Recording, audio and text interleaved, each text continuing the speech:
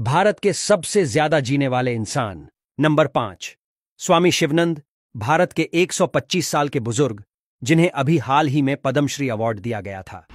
इनका नाम स्वामी शिवानंद है और उनका जन्म 8 अगस्त 1869 को हुआ था, जैसा कि आप उनके आधार कार्ड में देख सकते हैं। और ऐसा आधार कार्ड भी आपको शायद ही कभी देखने को मिले। न्यूज में आए तो लोगों ने पता करने की कोशिश की आखिर इनकी जीने का राज क्या है, जो कि अभी 125 साल के हैं और पूरी तरह से हेल्दी है।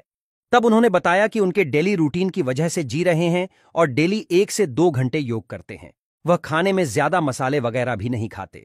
नंबर 4, तपस्वी जी महाराज। इनका जन्म 1770 में हुआ था और मृत्यु 1856 में हुई थी। यह 186 सालों तक जीवित रहे थे।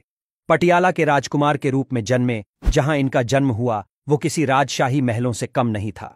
इनके लंबे समय तक जीवित रहने का रहस्य है कि उन्होंने दशकों तक कठोर तपस्या की और अपनी जवानी वापस पाने के लिए प्राचीन वैदिक तकनीक का उपयोग करते हुए कायाकल्प उपचार का 3 बार इस्तेमाल किया। ये बहुत कठिन तपस्या होती है। कायाकल्प उपचार एक प्राचीन वैदिक तकनीक है जो शरीर को जवान और स्वस्थ रखने के लिए इस्तेमाल की जाती है।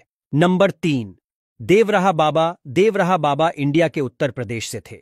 इनका जन्म 1740 में हुआ था और मृत्यु 1990 में हुई थी। यह कुल 250 सालों तक जीवित रहे थे और इन्होंने बहुत अलौकिक सिद्धियां प्राप्त करी थीं।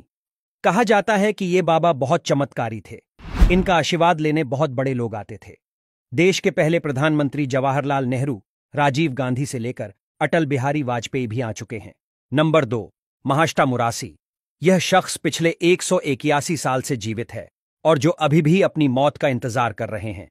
उत्तर प्रदेश के वाराणसी के रहने वाले महाष्टा मुरासी अपने बारे में बताते हुए कहते हैं कि उन्हें लगता है कि मौत उनके घर का रास्ता भूल गई है। मुरासी अपने बारे में बताते हैं कि उनका जन्म 1835 में बेंगलुरु में हुआ था। 1903 में मुरासी बेंगलुरु से वाराणसी रहने के लिए आ गए। तब से आज तक वह वाराणसी में ही रह रहे हैं। नंबर 1, श्री शिव प्रभाकर। एक ऐसे बाबा के बारे में बताने वाले हैं जो 200 या 300 साल नहीं बल्कि 723 साल तक जीवित रहे।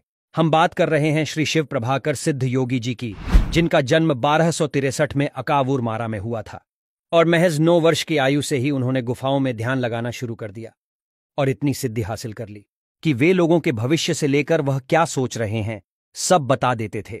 और यहां तक कि कुछ लोगों का कहना है कि जब बाबा ध्यान लगाते थे तो वे हवा में उड़ने लगते थे। अपने 723 साल के जीवन काल में उन्होंने अपने शरीर रूप को 17 बार बदला था।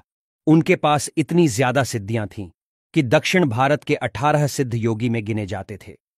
6 अप्रैल 1986 को उन्होंने केरल के पहाड़ों में समाधि ले ली